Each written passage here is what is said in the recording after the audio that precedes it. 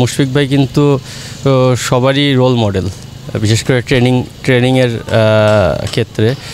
না, অনেক দিন পরে না, আসলে আমি রেগুলারই ট্রেনিং করি, হয়তো বা এরকম খোলা মাঠে কম আসছি, জিমে বা একাডেমি মাঠ এইসব জায়গায় ঈদের আগেও করে গেছি, পরে ঈদের পরেও আবার শুরু করছি। তো আমি ট্রেনিংটা চেষ্টা করি সবসময় রেগুলার করতে যেখানেই থাকি। না, এটা খুব ইম্পর্টেন্ট ছিল আসলে আমাদের দেশের ক্রিকেটের জন্যে, কারণ আমরা লাস্ট অনেকগুলো টেস্টে দেখবেন আমাদের ব্যাটিং ক্লপস করেছে, তো ওই জায়গা থেকে ঘুরে দাঁড়ানোটা খুব ইম্পর্টেন্ট ছিল। তো 3 উইকেট কুইক চলে যাওয়ার পরে মুশফিক ভাই আর শান্ত যেভাবে ব্যাটিং করেছে, পুরো গেমটা কন্ট্রোল করেছে, এটা খুব ভালো সাইন। যে অনেক সময় হয় যে অনেকগুলা চান্স দেওয়ার পরেও একটা ব্যাটসম্যান রান করে, কিন্তু তাদের ব্যাটিং অনেক ফ্রেশ ছিল এবং পুরো ম্যাচ মনে হয়েছে যে ডোমিনেট করে ক্রিকেট খেলছে এবং পুরো ম্যাচটা কন্ট্রোল করেছে ওরা। না দেখেন, আপনি যদি হিসেবে বলেন, কারণ উনি এই বয়সেও যেভাবে হার্ডওয়ার্ক করে, আমাদের অনেক ইয়াং প্লেয়াররাও সেটা মেনটেন করতে পারে না বা করে না।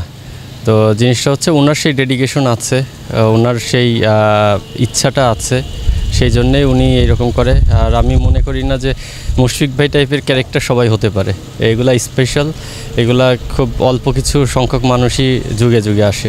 আমি আসলে কোনো মাইল ফলকটা আমার কাছে ইম্পর্টেন্ট না, ইম্পর্টেন্ট হচ্ছে লিটন দাস যেই সময় নেমেছে টিমের রিকোয়ারমেন্ট কী ছিল ওর কাছে। তো আমি মনে করি লিটন সেটা পুরোপুরি করতে না পারলেও 90% করেছে। ডেফিনেটলি যদি 100 হতো ওইটা ওর ব্যক্তিগত মাইল ফলক হতো, বাট টিমের যেই চাহিদা ছিল সেই চাহিদা আমি মনে করি ও পূরণ করেছে।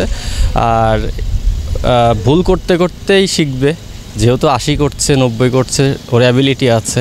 এই ইনিংসগুলো যদি দেখবেন কখনো 150 হয়ে গেছে, কারণ ও যেই জায়গায় নামে ওখান থেকে 200 করা খুব ডিফিকাল্ট, কারণ ওর পার্টনারও পাবে না সবসময়।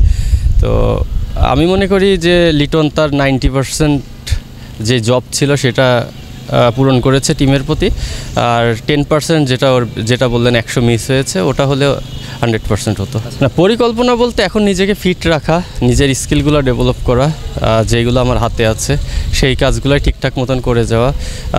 যেহেতু আপনি বললেন যে আমাদের নেক্সট সিজন আসতে বেশ কিছু সময় আছে, তো এর মধ্যে নিজেকে যতটুকু মানে আরও বেটার ক্রিকেটার করে তুলতে পারি সেই লক্ষ্যেই কাজ করছি। না, এটা খুব ইম্পর্টেন্ট ছিল আসলে আমাদের দেশের ক্রিকেটের জন্যে, কারণ আমরা লাস্ট অনেকগুলো টেস্টে দেখবেন আমাদের ব্যাটিং ক্লপস করেছে, তো ওই জায়গা থেকে ঘুরে দাঁড়ানোটা খুব ইম্পর্টেন্ট ছিল।